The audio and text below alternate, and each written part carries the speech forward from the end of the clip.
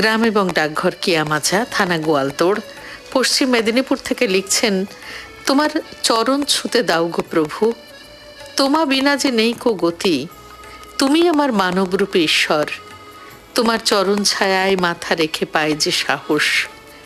গতিময় জীবনও কখনো কখনো গতি হারিয়ে অসাড় জীবন পানে ছুটতে গেছে। ঠিক তখনই তোমার অমোঘ বাণী পথ ঘুরিয়ে দিয়েছে জীবনের পথে।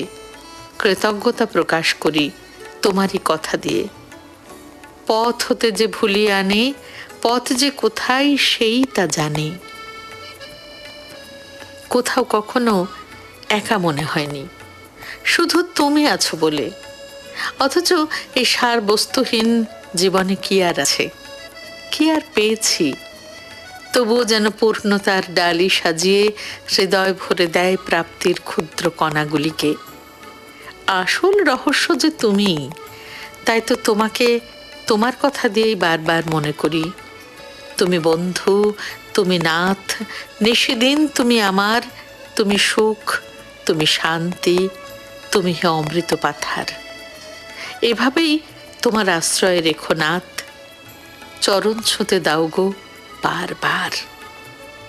লিখলেন দেবীপ্রসাদ মণ্ডল, গ্রাম এবং ডাকঘর কিয়ামাচা, থানা গোয়ালতোড়, জেলা পশ্চিম মেদিনীপুর থেকে লিখলেন আপনার মনের কথা কটি।